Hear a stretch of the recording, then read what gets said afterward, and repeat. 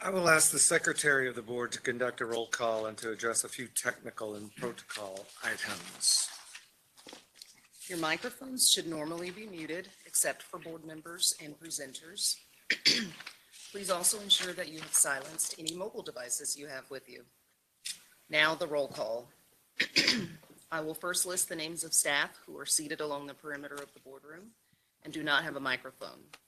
Then I will continue the roll call for all others in attendance. We have the following staff seated along the perimeter of the room: Sarah Lynn Major, Russell Middleton, Willie Moe, Ward Griffin, Dan Finewald, Lori Parker, Sal Ionetta, Sonia Cerny, Bruce Hudson, Autumn Agans, David Lewandrowski, Doug Gandy, and Rick Albrecht. I will now continue the roll call for everyone else in attendance in order as shown in our meeting minutes. As you see your name approaching, please unmute your microphone, and after I say your name, please say present, then remute your microphone. After I've called the roll, I will ask if there are any other FCA or FCA staff observing the meeting. Chairman Logan? Present. Mr. Hall? Present. Mr. Smith? Present. Bill Hoffman? Present. Mary Alice Donner? Present. Jim Morris? Present. Gay Calhoun? Present. Robert Coleman? Present. Jerry Golly? Present. Mike Stokey? Present. Clark Ogilvy? Present. Mike Duffy? Present. Jeremy D'Antoni? Present. Wendy LaGuardia? Present. Joe Connor? Present. Kevin Cramp? Present. Ryan Leist? Present. Sandy Walters? Present. Vonda Bell? Present. Howard Rubin? Present. John Simonson? Present. Wade Wynn? Present. Matt Morgan? Present. And Larry Smith. Are there any other FCA, FCA, or Building Association staff on the connection? I'll now list the names of the outside visitors who have registered to observe the meeting. Lauren Sturgeon Bailey, Robbie Boone, Hopefully Maurice, Lucas Lund, Morgan Anderson, Lisa Shriver, Karen Brenner, Robert Marjan, Robert Woods, Bert Ely, David Beck, and Marilyn Smith. Now the technical and protocol items. The virtual portion of this hybrid meeting is on Cisco WebEx. We have 3 OIT staffers, Jerry Versace, Ricardo Matos, and Ben Reyna, who are monitoring and managing the meeting. They'll be locking this meeting and no new connections will be allowed. OIT will be advancing the slides, so you will hear presenters say, "Next slide." You are an FCA or FCA staff member. You're considered a panelist. Everyone else is considered an attendee. Everyone will see the slides as they advance. If you are not speaking or presenting, please keep your microphone muted. If you lose connectivity in this meeting, please first call Ricardo Matos at 615-0330. If you're unable to reach him, please call Jerry Versace at 703-969-2492. Lastly, this meeting is being recorded. The video recording of the open portion of this meeting will be posted for public viewing for a limited period of time. Chairman Logan, that concludes the roll call and the technical and protocol items. We're ready to continue when you are. The secretary will read an opening statement on the Government in the Sunshine Act. This is an open Farm Credit Administration Board meeting under the Government in the Sunshine Act.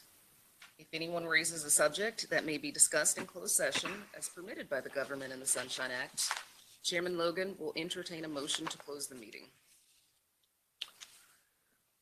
We will now review the published meeting agenda. Is there a motion to adopt the agenda as published? I move to adopt the agenda as presented. And I second the motion. The motion has been made and seconded. Is there any further discussion on the matter? Hearing none, the secretary will record the vote on the motion. Mr. Hall? Aye. Mr. Smith? Aye. Chairman Logan. Aye. The motion carries. We will consider whether any portions of the meeting should be closed to the public. Mr. Chairman, the agenda does not include items that we should properly disclose in closed session. I move that the entire meeting remain open. I second the motion. The motion has been made and seconded. Is there any further discussion on the matter?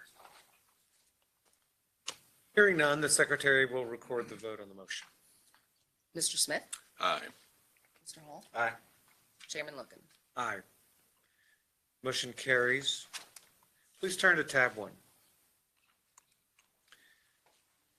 The next item on the agenda is the approval of minutes as presented behind tab 1. I move to approve the minutes for the October 13th, 2022 regular board meeting as presented. And I second that motion. Motion has been made and seconded. Is there any further discussion on the matter?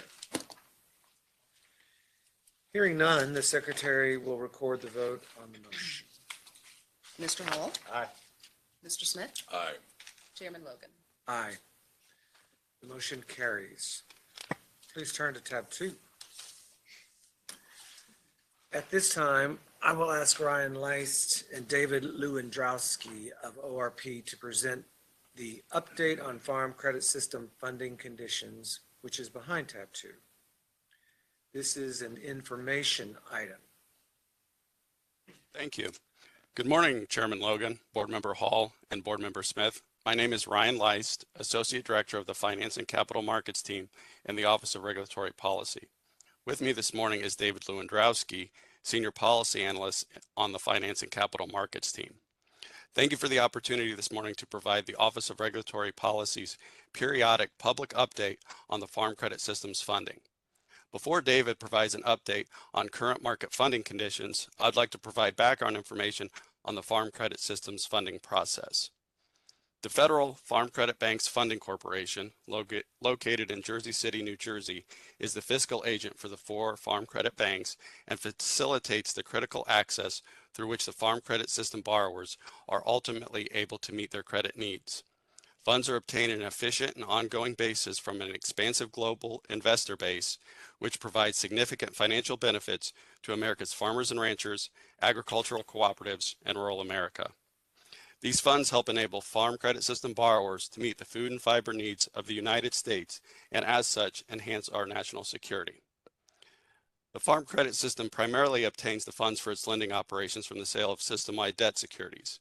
Each issuance of system-wide debt securities must be approved by the Farm Credit Administration, and each system bank's participation is subject to certain criteria, including but not limited to 1. Their statutory collateral ratio as described in the Farm Credit Act. 2. Compliance with the market access agreement between the funding corporation and system banks. And 3. Determinations by the funding corporations on the amounts, maturities, rates of interest, and terms of each issuance. System-wide debt securities are issued pursuant to authorizing resolutions adopted by the boards of directors of each bank and under the authority of the Farm Credit Act and FCA regulations. System-wide debt securities are general, unsecured, joint and several obligations of the system banks. System-wide debt securities are not obligations of or guaranteed by the United States government. In addition, system-wide debt securities are not the direct obligation of Farm Credit System Associations, and as a result, the capital of Farm Credit System Associations may not be available to support principal or interest payments on system-wide debt securities. All system-wide debt obligation issuances must comply with the Farm Credit Act and FCA regulations. Section 4.2 and 5.17A4 of the Farm Credit Act authorizes FCA to approve debt that Farm Credit System banks issue to fund their operations. Additionally, Section 615-5102C of FCA regulations state for all debt issuances conducted by the funding corporation, the specific prior approval of the FCA must be obtained prior to the distribution and sale of the obligation pursuant to Section 4.9 of the Act. The Office of Regulatory Policy is responsible for the day-to-day operations of funding approvals and related functions. The Finance and Capital Markets team in the Office of Regulatory Policy maintains a program for efficient and timely processing of routine funding approvals, typically in a few hours or less. This program incorporates FCA board policies and FCA board delegations of authority to timely review requests when they meet certain safety and soundness requirements.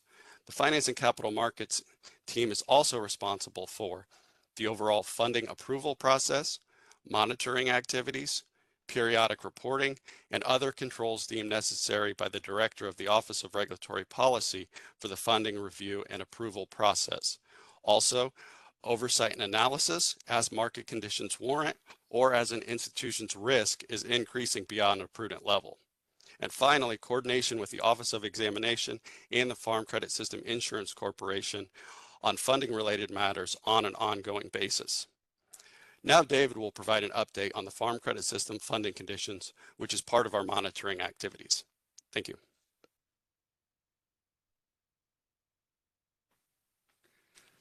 Thank you, Ryan.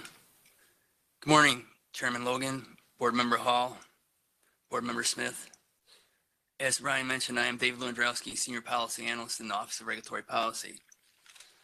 Before I begin my part of the briefing on the Farm Credit System's funding conditions, I'd like to take a brief moment, if I may, to express my personal gratitude on the eve of Veterans Day to all the veterans present here as well as in our agency for their service and sacrifice, as well as that of their families.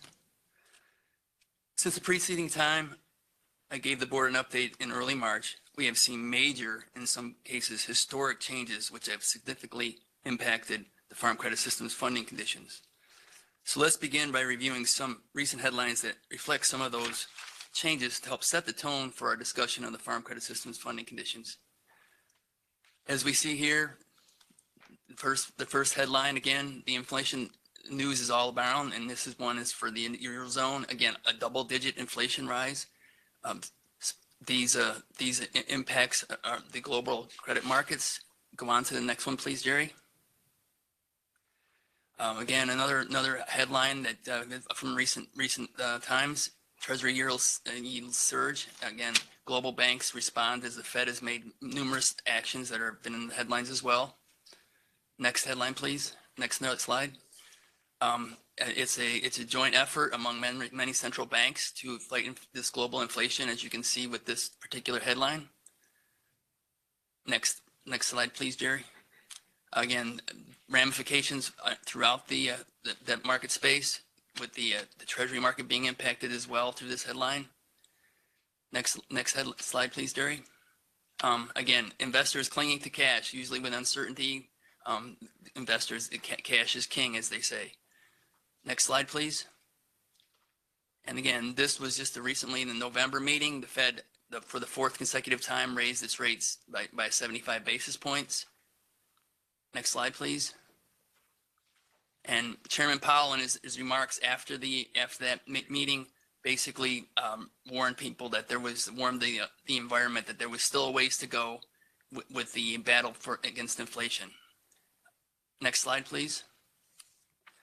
And one other thing I would add, but we have limitations on what we can put on the slides right away. There was just a CPI release today for for October, and it was 7.7. I didn't see the core index, but it's 7.7 again, down from last month's, but still very, very elevated for year over year. So as we go through the different topics here, we'll review again those factors that impact the funding corp's ability to issue debt and the system's cost of debt. Again, the global market, the agency debt market, funding corporation activity through the course of the 2022, yields and spreads on that system debt, farm credit system liquidity, again, the secondary source of funding if access to markets were to be constrained or limited. One last hopefully point on LIBOR and its transfer to SOFR, although it isn't until June of 2023 that it officially ends, and then the war in Eastern Europe and its potential ramifications. Next slide, please, Jerry. Again, as the headlines did give some depth to, just a little more expounding on that for the Federal Reserve's actions. Since March of 2022, the target Fed funds rate has gone from 0.0 to 0.25% as of the latest November meeting to 3.75 to 4% for the target rate. In addition to that, we have the quantitative tightening that the Fed is pursuing, which is letting $95 billion of treasuries and MBSs roll off their balance sheet. Again, $95 billion sounds like a lot of money, but when you have an $8.7 trillion balance sheet, it takes a while for that to have any impact. So again, that balance sheet volume was expanded quite a bit during the pandemic, and for the responses to help out with those economic consequences of the pandemic. But again, the current balance is still $8.7 trillion on the balance sheet for the Fed. One of the things that the Fed is having to grapple with is the fact that GDP was 2.6 for the last quarter. So again, this trying to cool down the economy still really hasn't had an effect in that regard. And we also have record low unemployment still down near the historic lows. Going on to the next slide item there, the ECB, the Bank of England. Again, some of those headlines denoted what was going on with those institutions. The ECB joined the 75 basis point club at their last meeting, and again, the level of liquidity being withdrawn from the marketplace is indicative of these moves. They are now at 2% for their rate. And that before that, in July, they had been at negative for 8 years. So again, a market departure from what we had in the previous environment of accommodative monetary policy. The Bank of England joined, again, 75 basis point club at their last meeting. That was historic. That hadn't been done in 3 decades.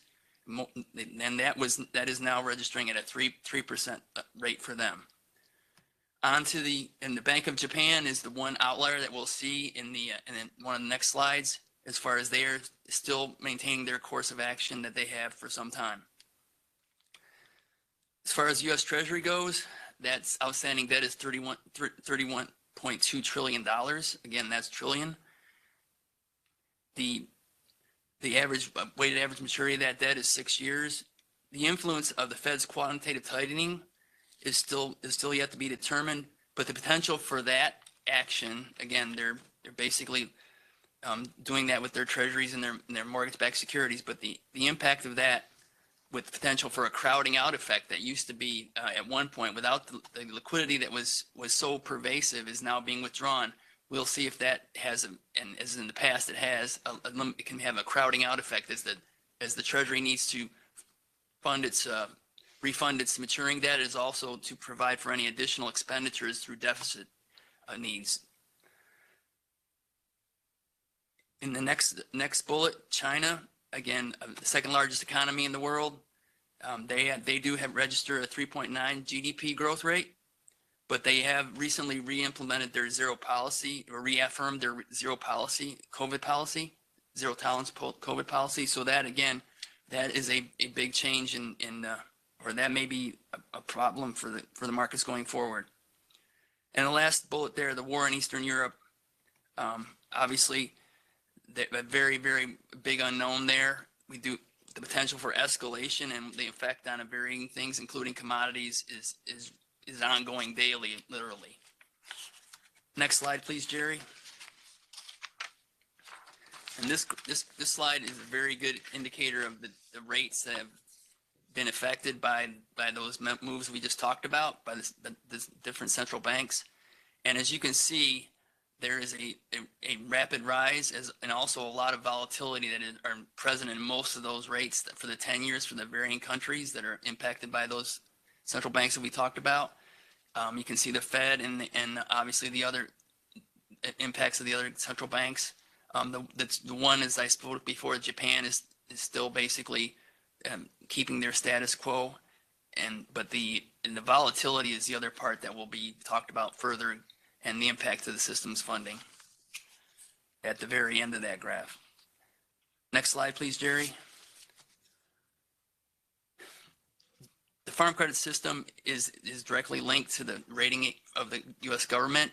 And just to review what the ratings currently are for those three rating agencies, we had one change, and that was in the Fitch for their outlook since the last meeting we had, and they went from a negative to a stable based on increasing revenue for the U.S. government. Again, with a linkage, those are reflective of what the system's ratings are as well. Next slide, please, Jerry. And here we have the agency debt space, the amount of issuance that you can see here through September, at least for the last column. And as you can well see for yourself, that the Federal Home Loan Bank has definitely come back into play in the GSE debt space with their increased needs. Those increased needs from our friends at the FHFA have said that they are basically having to fund their commercial bank through the home loan systems, are having to fund new loans, some deposit runoff from those interest rate increases that we denoted, and also some investment losses that those banks may have that they would prefer not to liquidate those investments, but by pulling more advances from the home loans. Again, a sizable increase that will be reflected in the outstanding slide, the next one we see. But again, that particular amount of issuance, although the home loans do occupy more or less a different space, and they are a little bit more short funded, in the fact that overall they have about half of their debt outstanding is in discount notes, which are under 1 year in maturity. There has been some ramifications to the system as far as the home loans taking that much debt off into the market in certain products. On to the next slide, please, Jerry. And here we have, again, just the aspect of how much that issuance has propelled the home loan bank system in the overall GSE space. And again, you can see the system has maintained a steady increase and continues to do so through the September data, but it has been dwarfed by the level of the home loan bank's increases. And as the last time I spoke to you, the board, that the system had a 25% market share, and at this juncture, it's shrunk down to roughly a little over 21%. Again, with that major increase in the home loan bank's outstanding. And if you look at the sum totals at the bottom, again, a little growth factor there overall, but just to remind people that at one point this particular GSE space used to tally over $3 trillion. So again, definitely a sizable increase from the 21 end of year figure, but compared to what it was back before on the Fannie and Freddie and the financial crisis, when it was $3 trillion, still a lot smaller GSE debt outstanding space. Next slide, please, Jerry. And here, just as for further detail on the breakdown of the various debt products that the system utilizes, you can see those numbers I was able to put in for the 1030 numbers, and you can see that those particular products have basically, if you do the percentages, have pretty much stayed in line with from 2021 as far as their composition. A little increase in the callable debt structure. There have been some challenges in speaking of the callable debts. There has been some challenging circumstances in issuing longer term callable debt and longer term debt in general because of the volatility that we spoke about earlier in the graph. The system still has experienced those strong demand for floaters and shorter maturities. So again, that is the current situation. Again, designated bonds is something that we'll talk about in a little bit, that they've still maintained a presence in that particular space. And again, that was after a hiatus for some years, but they are continuing to issue in that space, and we'll talk about that in just a moment. Next slide, please, Jerry. So again, to designated bonds, that's the GSE benchmark issue. 5 years, 5 of those issues to date for 2022, all in $1 billion in size. Generally speaking, 2 to 3 year maturities. Makes it important because they do, those are benchmark issues that they can help to price the rest of the Farm Credit System's debt portfolio off of when they issue. And also it's one of the major ways that they keep the selling group enticed to be part of their selling group, to be in their performance based. And also it is a different investor base, which we'll explore in just a moment. Next slide, please, Jerry. Designated bond investors, this is just to note, this is from the most recent issuance of a designated bond by the system, and that was in September, and that was a 1 year, again, 1 year size. You can see that there's a difference in the investor groups. There's a very, very diverse group of investors for the designated bonds. Again, something of a central bank nature would not be interested in the normal size of the system's issuance, but something with this size, and they would potentially take a fairly sizable portion of that, as they did here, and that would be their interest levels of 100 million or more. And that's one of the keys to the designated bonds diversification in investors is central bank issuance, but also you can see the rest of the investor groups is very, very diverse, and then you have geographic as well. Next slide, please, Jerry. These are different. This is definitely a different product. The discount notes, their maturities are under a year. For the most part, the system issues discount notes with maturities under 60 days. And you can see there's a difference in the investor groups here. This is for year-to-date issuance. During the course of their business day, the funding corp issues roughly $1 billion of these every day. And they can vary again in maturity, but overnights are fairly common for that. And that is the distribution of those is a little different. Again, some of those are similar, but not quite the same as the central bank. But again, it's a different product with its limited maturity. That again is one of the major differences that the system has versus the home loan banks. The system does issue $1 billion of those a day, but that is dwarfed compared to what the home loan banks do in their discount note auctions. Next slide, please, Jerry. Here we have the selling group, or the dealer group, if you will, just to give an update on where they are relative to their size and importance, obviously, with this, to help the system find investors that are interested in their type of debt. We have 36 in the dealer group. One was currently added with the Mishler Financial Group, added in September, just in September. And again, they were one of the lead leveraging equity and diversity dealers. Again, that's the monocle that the funding corp uses, their lead dealers. And there's 9 of those overall. Just to review, those lead dealers are minority, women or veteran owned. So again, the addition of that was in 2020. That particular group, there was some modifications made to eligibility for the selling group for those dealers to be admitted, but they have performed very well and provided different investor groups to the funding corp's portfolio. Next slide, please. As we spoke about earlier, with those major increases in the interest rates that the Fed has helped to enable, we can see here the ramifications since the last time that I spoke before the board. A major optic shift in the level of interest rates that are currently, and these are just for the bullets that the system issues. But again, just an expanse of distance since March. With March is not that long ago, but in this frame, it definitely is. Some of the aspects that this has caused relative to the system's interest rate cost.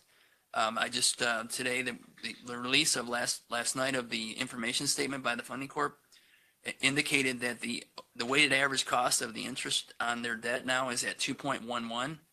That's as of September. And that's a market increase from the end of year, which was basically below 1%, so 0.80. Again, just to refer those numbers again, 2.11, so 2.11% is the average interest rate cost for their debt now from a 2021 level of under 1. So again, these are having these global and interest rate moves are having effect on the system's cost of funds, and borne out by those figures.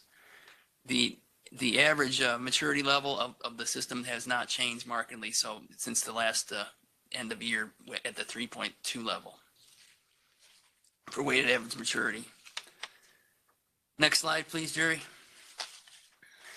One of the other things that has happened that you saw with that previous graph is, and the volatility from a graph beforehand, was the amount of risk premiums being requested by those investors to hold debt over the cost of treasuries. And you can see that the system is having to pay, especially in the case of the longer maturities, outwards of 10 to 10 years, expanded amount of premiums. And again, those all transfer down line to the ultimate user, the farmers and ranchers, as they price through the system. You can see that the benefit of the fact that the system does most of its business in the 1 to 5 year range they're not impacted as much as they would be otherwise if they were longer funding. But those premiums being asked are definitely curtailing the amount of longer funded debt issuance that the system is willing to do and pay for. Next slide, Jerry. And again, as we talked about at the beginning, the days of liquidity are a secondary source of funding, and if they were the constraints on the primary source, which is debt issuance, just some facts to note here. Again, through 9/30, all banks and the system as a whole that are well above the minimums that are required for these for the days of liquidity, the different levels, and the overall.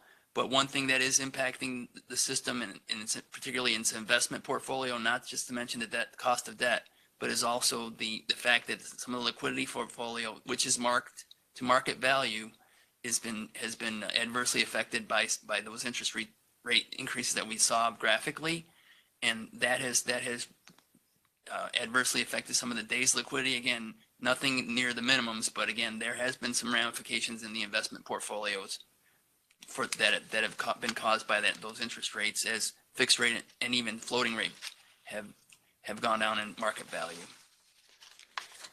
Next slide, please.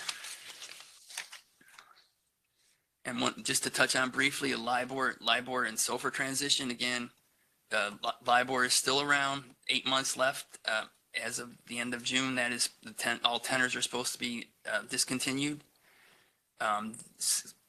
The SOFR usage in the system is a big supporter of that, as well as the home loans. It continues to grow. Basically, LIBOR is down to under $1 billion as far as the previous outstandings that are maturing later on, but they've exchanged most of those with adequate fallback provisions.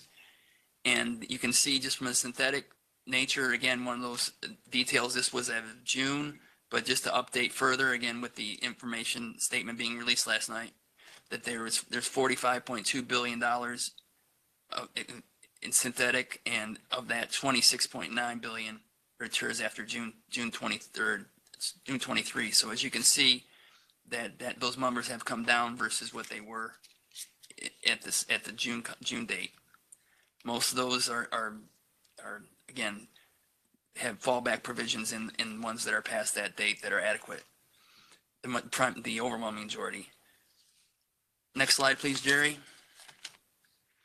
And lastly, to go on to impacts potential, we have the war in Eastern Europe. Again, global issue, obviously. Ongoing economic shocks, potentially very big ones, depending on the nature of what goes on over there, and the escalation factor that could be present in various terms, and some consequences we wouldn't want to even care to think about. But currently, though, we do have a number of commodities being adversely impacted, not to mention the energy pricing structure. So again, obviously, Europe as well as the rest of the world is feeling the impact of that particular conflict. And yet to be determined on how much more there will be from that particular development. So just to conclude, Jerry, next slide, please. So in summary, overall strong demand for FCS debt, although it does vary by type, as we talked about, maturity and type of debt, it definitely impacts with still strong demand for the floaters and shorter terms, but some constraints on longer term and callable debt being issued due to investor hesitancy. That the graphic we had, again, if that doesn't sit in your mind, I don't know what would. That the amount of movement on that graph is pretty phenomenal as far as the amount of movement we've seen in the yield curve of the Farm Credit System.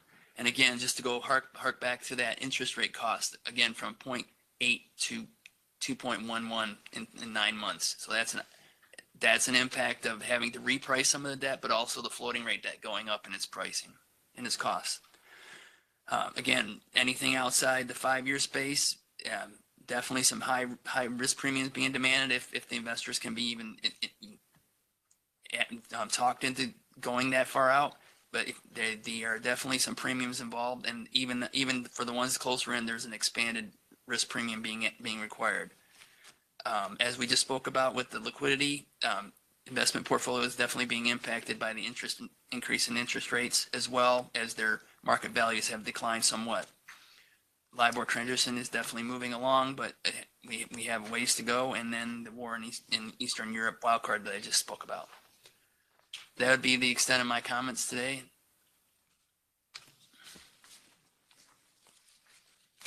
Thank you. Thank you. Does the board have any questions of the staff on the material presented? Mr. Hall? No question, Mr. Chairman. Thank David and Ryan for their update. I appreciate it. Mr. Smith? Yes, thank you, Mr. Chairman. Going back to slide 28, our risk premium remain extremely low for 1 to 5 year offerings, which would closely parallel your line of credits, short-term equipment loans, that sort of thing. So I'm assuming we're pretty competitive out there in the financing world. But when you jump up to long-term rates, you're getting into a significant widening of risk premium. Are we losing competitive, and that'd be primarily in the real estate market, of which the system is 60% of our loans. Mm-hmm. Are we losing competitiveness in that area, or is the whole industry seeing the same trend? Are we subject to the same scrutiny, I guess? Yeah, I mean, basically, I believe that the risk premiums for anything with maturities out past that particular area are being exacted upon because of the volatility. Again, the investors don't want to have that exposure for that period of time. So, and that's again what's happening in the investment portfolio. Those exposures that are longer term are being devalued, if you will, by those increases in interest rates. So the banking industry would be subject to any, so there's really no competitive advantage or disadvantage out there in the marketplace. Right, that'd be true, and it might be the ability to go with longer term financing. You may have to go with something shorter term if you want to have and go with maybe adjustable if you were a borrower, because of the nature of how much they'd have to pass that on to you. So that might be something you'd have to take into account if you were the borrower. Okay. And I'd go back to slide 19 where you say that the credit ratings of the farm credit instruments closely parallel that of the U.S. government instruments. Mm-hmm. Has that ever deviated in recent history to your memory? The Standard & Poor's was one. That one was a downgrade back when they had the debt ceiling issue back in the early 2000s, I believe it was. That one still stayed in that one notch below the other two, if you will. The outlooks have changed, but that one is the only one that has stayed down in that particular realm.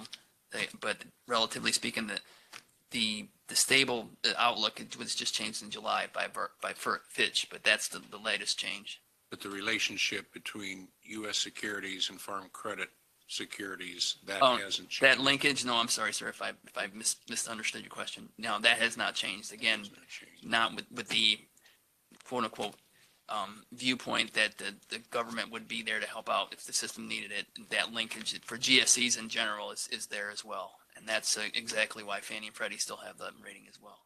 That implicit government backing. Exactly. Yeah. Okay, thank you. Thank you, David, for an excellent presentation. Thank you, Mr. Chairman. I have no questions. So if there are no further questions by the board, I thank the staff for their presentation. Thank you. So please turn to tab 3. At this time, I will ask Rick Albrecht of the Farm Credit System Building Association to present the Building Association budget for 2023, which is behind tab 3. This is an action item.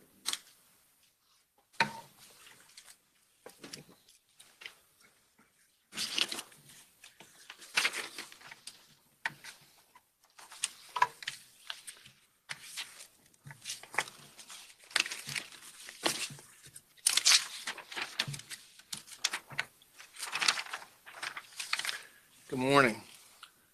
Chairman Logan, Board Member Hall, Board Member Smith. My name is Rick Albrecht. I'm the president of the FCS Building Association. We are the facilitators for the Farm Credit Administration on behalf of the Farm Credit Banks. Joining me today via the World Wide Web is Larry Smith, the Building Association's accounting consultant. Larry compiled 47 schedules and produced the figures that are included in today's presentation or budget.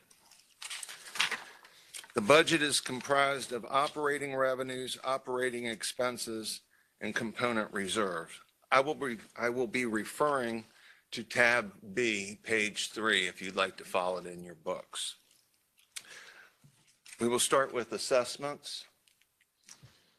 For the 5th year in a row, we are able to maintain $3,650,000, which are charged to the Farm Credit Banks to operate the Farm Credit Building here in McLean, as well as the 4 buildings, Bloomington, Dallas, Denver, and Sacramento, California. Next, we have rental income, which is down this year 8.4%.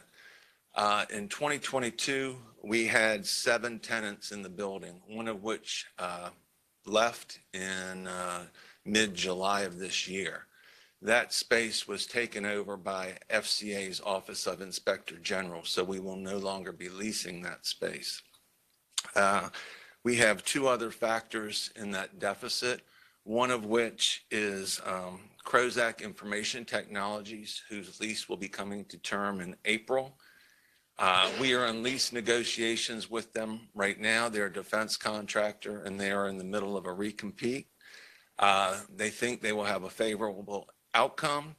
We're working on a 5-year lease, but they don't want to make that commitment until they know that they have won their recompete. Next, we have the Collins firm, who's been in the building for 10 years. Their lease will expire in August of this year. We have deals on the table right now for 5, 10, and 15 years, as they have ample time to make a decision upon which way they want to go. We haven't inked it as to this date. Going down to interest income, which we obtain from our operating and component reserve accounts.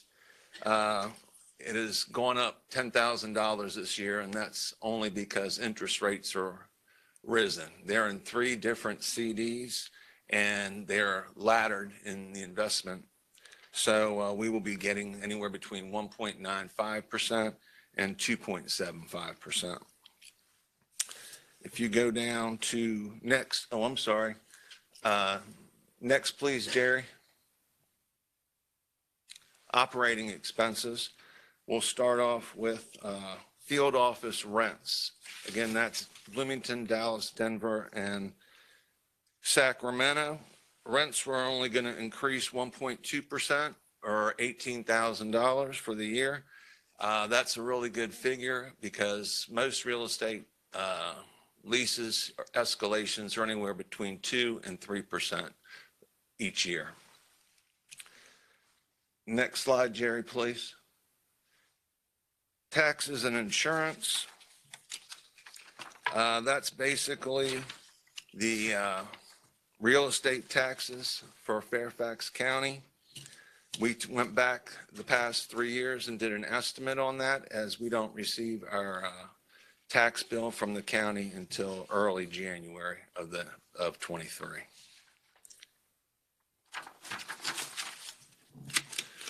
Next, we will have contract services. That's the building cafeteria, the cleaning crew, and the security services. It's gone up a little bit this year because in 2022, we reopened the cafeteria in May. It has been found very favorable, although security and cleaning has gone up in rates because we also added more staff due to more FCA personnel coming on board. Next slide, please. Maintenance and repair.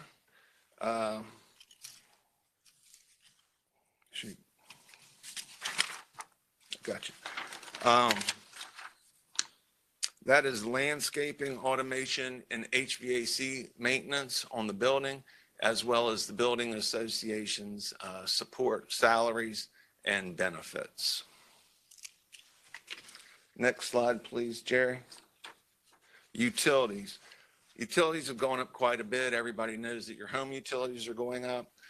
We did a little research with both Washington Gas and Dominion Power, and we think that 9.5% increase for next year is a good figure to go with.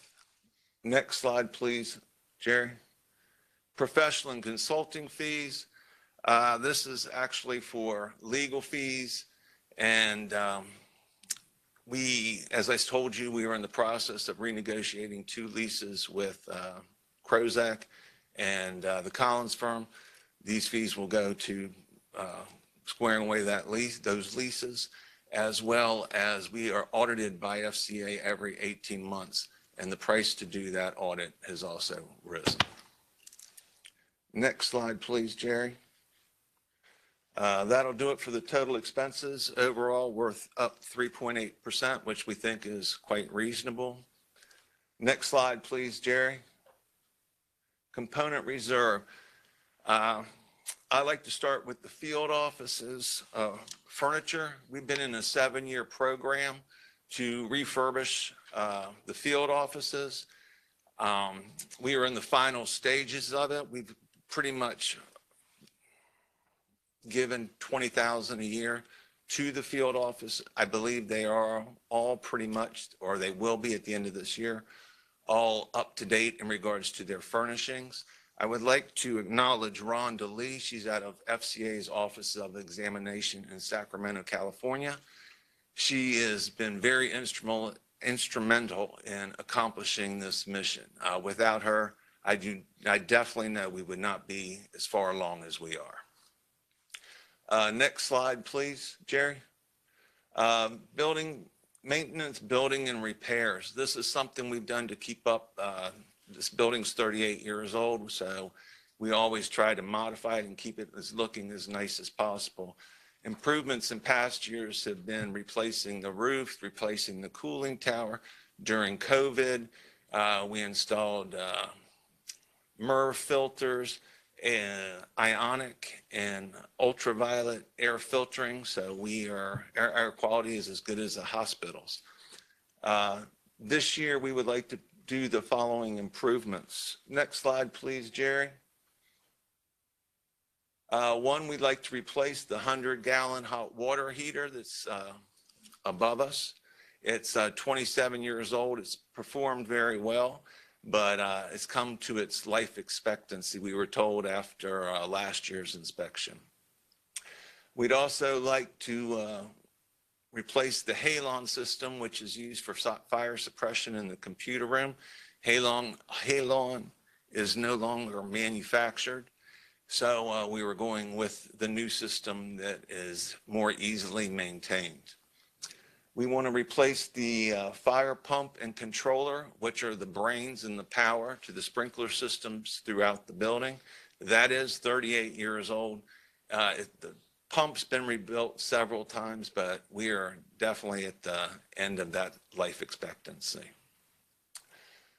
Next, I'd like to update, modify, replace the ceiling tile grid and lighting in the board area. I'd like to start at the board reception area, move down past the board members' offices. There, I'd like to take a right, come up to OCPA, at which time we would take a right and come back up to this board area. I'd like to start this will be new grid, ceiling tile, and LED lighting.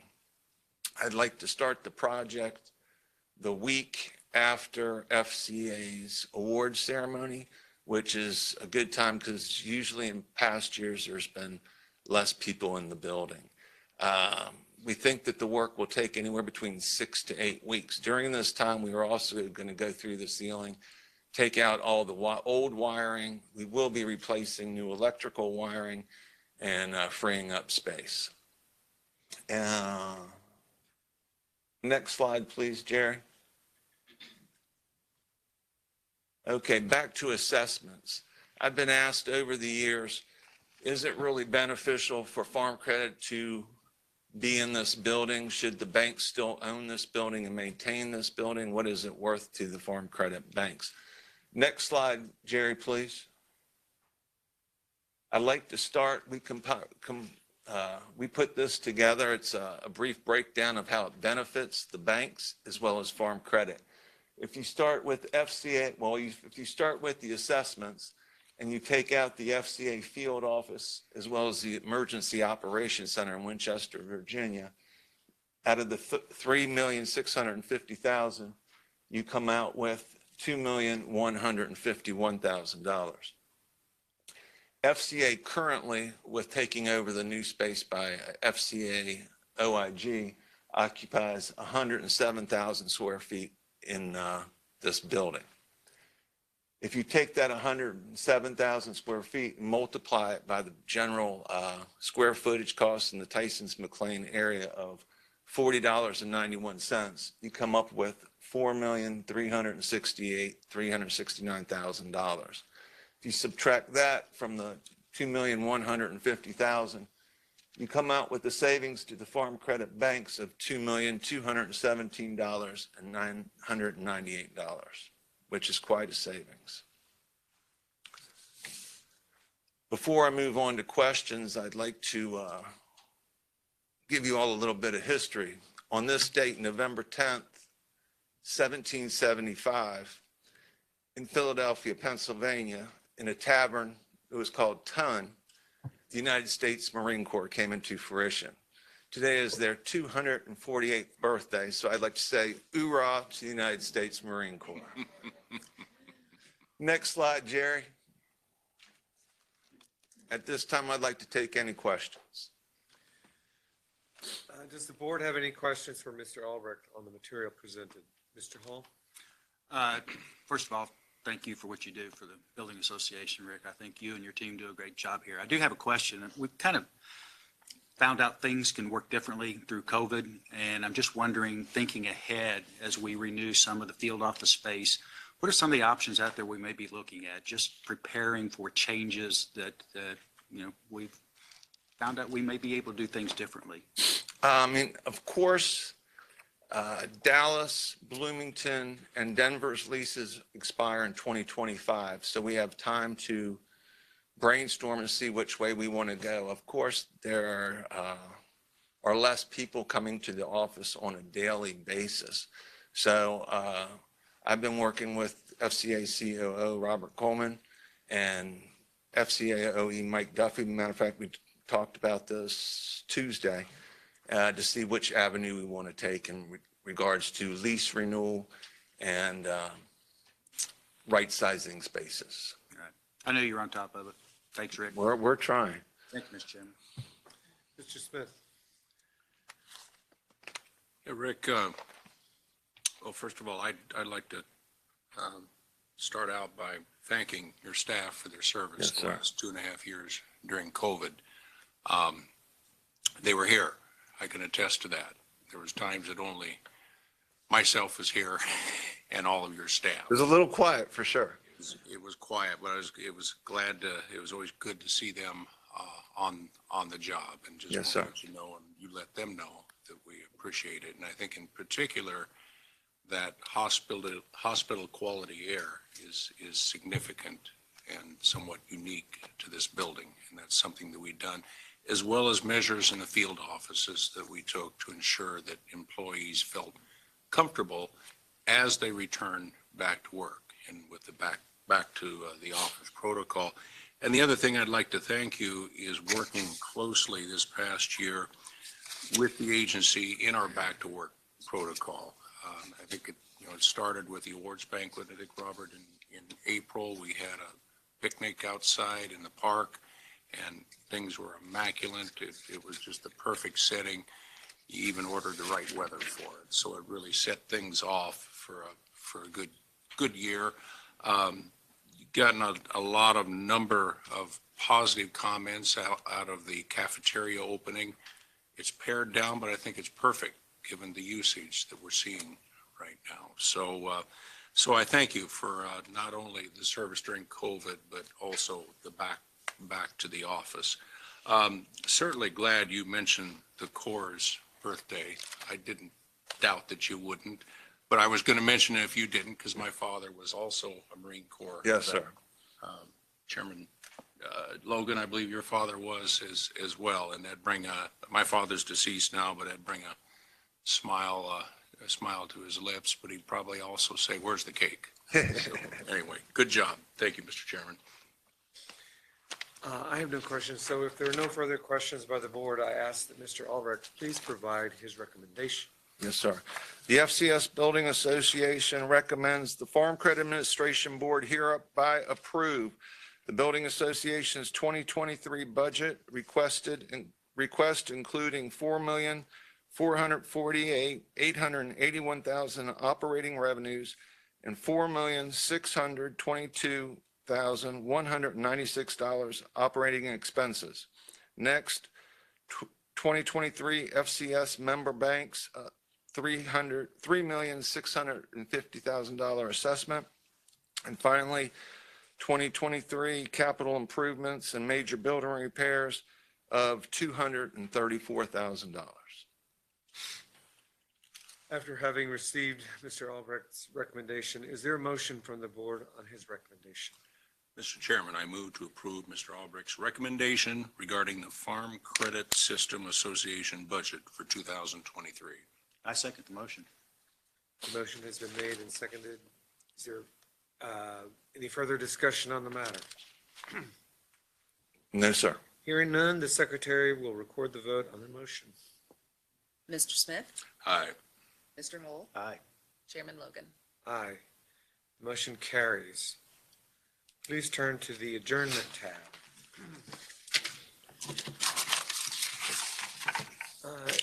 If there is no further business to bring before the board, I will entertain a motion to adjourn the meeting. Mr. Chairman, I move we adjourn the meeting. I second the motion. The motion has been made and seconded. Is there any further discussion on the matter? Hearing none, the secretary will record the vote on the motion. Mr. Hall, Aye. Mr. Smith, Aye. Chairman Logan. Aye. Motion carries and the meeting is adjourned.